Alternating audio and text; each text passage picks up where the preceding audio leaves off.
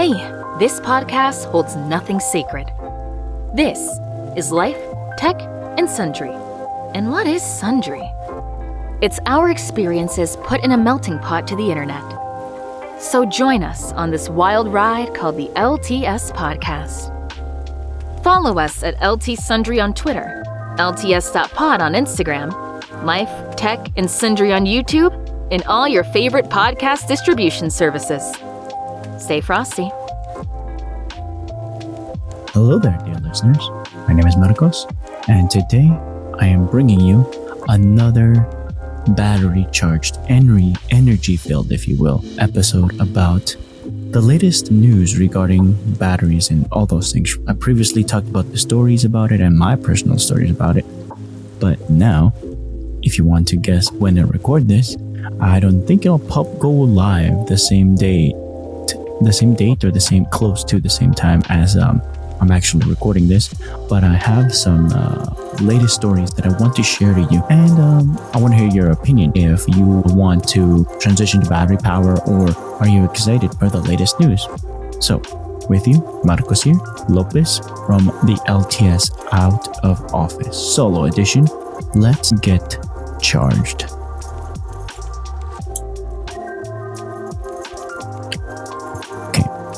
Battery breakthroughs, from extended lifespans to wireless charging. So this one is from August 2024. Stanford researchers developed a simple method to supercharge battery lifespans. Could this be a key to finally extend the life of our devices significantly? I mean, there's always been advancements in battery technology, dear listener, but universities are still doing that, running the ones and twos, running the numbers, double checking their homework to make sure that these batteries that are coming out each generation are better than the last. Could this be the researchers have found a way to prevent lithium buildup on battery electrodes, which is a major cause of battery degradation. Yup, wear and tear basically, but it's chemically speaking. While longer lasting batteries are certainly exciting, what if we didn't have to worry about charging them at all? I'd say wireless charging, dear listeners, but let's see what the story says. Coming to you from August 29th, 2024.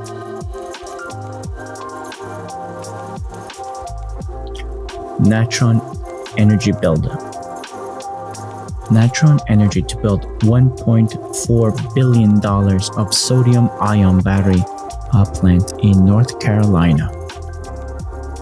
Is this the beginning of the end of lithium-ion dominance? This massive investment signals growing confidence in sodium-ion batteries, which is a valuable alternative to lithium ion, potentially offering advantages in cost and sustainability. In the early days of the podcast, dear listener, Alan, myself, and Mr. J talked about how some researchers in Texas were making some batteries made out of salt, if you will, and then and there was more research to be done. There was a breakthrough that the same person that did computer research on RAM and processors in Texas was on the same team, which was pretty exciting. Mr. J's during those days, he was still in university, and he was telling me that he was able to have some classes for his degrees that he took in that of computer science, versus he shifted to batteries, and now we see the results right now with sodium ion, which is probably less dangerous than lithium ion, but let's see.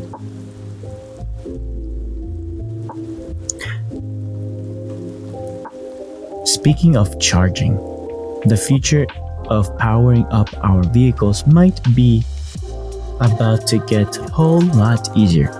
So, dear listeners, you who's been in a car, who owns a car, raise your hand if you have a car, or are listening to this in a car. you have to charge your vehicle. You have to load up your vehicle with gasoline or fuel, petrol, if you will, for the international listeners. But yeah, so now with the upcoming designs with electric vehicles, this is like a stacking technology alongside of what's available and the other things of sodium ion and all those things. So it could be a cumulative improvement of what's out there. So let's see what the story is about. Came out in August 30th, 2024. It says wireless charging gaining traction for fleets with induct EV and EQ partnership. Will this partnership pave the way for widespread adoption of wireless charging for commercial vehicles? The collaboration aims to make wireless charging more accessible and convenient for fleet operators, eliminating the need for plugging in and simplifying charging logistics.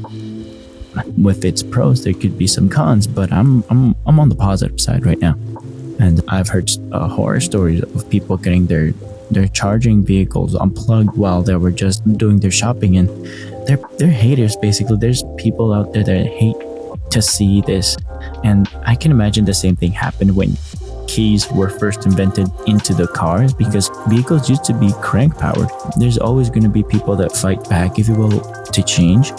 But if they're making it easier and easier, and right now there's government incentivization, I'm talking about in the US right now, dear listeners, why not go forward with it? But me being a positive minded individual, I'm only seeing the upside right now.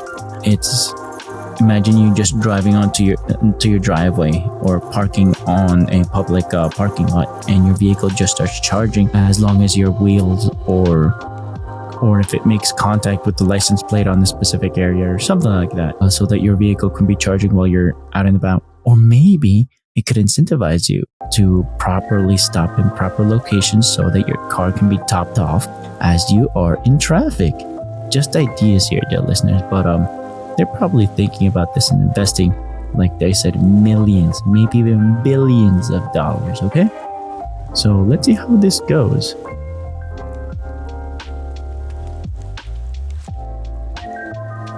Enough about that. But what if we could push the boundaries of battery capacity even further, the ones that are right now in the market, the one that you're listening to on your car, your smartphone, your headphones, even your wireless earbuds. As of August 31st, 2024, twisted carbon nanotubes, triple energy storage compared to lithium. What? Oh yeah, so everyone listening to me right now is probably listening to me on their smartphone, on their electric car, on their earbuds, on their wireless earbuds. They're all lithium-ion batteries. So right now, there's technology to improve upon that, things that are in the market right now. Are we on the cusp of a battery revolution with this groundbreaking discovery? The breakthrough could lead to the development of batteries with significantly higher energy density, enabling longer-lasting devices and potentially transforming industries like electric vehicles. So yeah, carbon nanotubes are like this technology with carbon specifically has been around for a while, but there hasn't been an incentive economically to improve upon it for decades. Since I was in high school, since the first iPhone came to the market, that resource was already there. It was more expensive to make it than to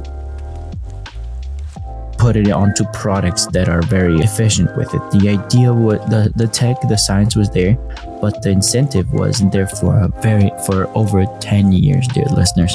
It's like cold fusion technology with the nuclear reactors. And hopefully now there's an incentive economically, environmentally, and all of the above. There's always going to be detractors and whataboutisms and all those things, but I'm only talking about the positives here, dear listeners. And obviously, there's another side to each one of these stories that need to be addressed, that need to be looked at and properly analyzed. I'm just here to pick your ear, to get you excited if you want to learn more about it. The sources are online, and I'm trying to share them chronologically. And if you want to, this little game to guess when I'm recording this, more power to you. Leave it in the comments on X, on YouTube, or wherever you're listening to this podcast, okay? Comments are appreciated. Now, September 1st, 2024. Here's demonstrate novel... Okay, hold up, wait. Yeah, this is the final one. And finally, imagine a world where our devices power themselves, dear listeners. So yeah, like I said, the date. Researchers demonstrate novel technique to convert ambient radio frequencies, RF for short, signals into DC power. Yeah, that technology was there with Tesla, but it was proven that a lot of electrical circuits are not shielded to this. So, but yeah, let's continue with the positive story first. Could this technology lead to the development of self-powered devices that never need charging? Let's find out. By harnessing the energy from Wi-Fi and other radio waves, this innovation could power small sensors and other low LE or low energy, low power devices, reducing our reliance on traditional batteries. Yes, LE technology, all those things, this is a very good idea. Maybe there could be more development on shielding against unnecessary charging or interruption in the RF frequencies, or even on the Wi-Fi devices like on our smartphone, laptops, all those things. But yeah, I like the idea about this, and I'm only thinking about the upside of how this could improve on our connectivity, or potential for security, or potential for making our lives a lot easier, dear listeners. It's very exciting, and my imagination just runs wild. Okay, I just want to hear your opinion. If you think that batteries, the innovations that are going on with the uses of batteries are worth it, would you transition to go on a full electric lifestyle or an EV lifestyle? Tomorrow, you're given an electric vehicle, you're giving a tax break, you're given an option to where your car can charge wirelessly.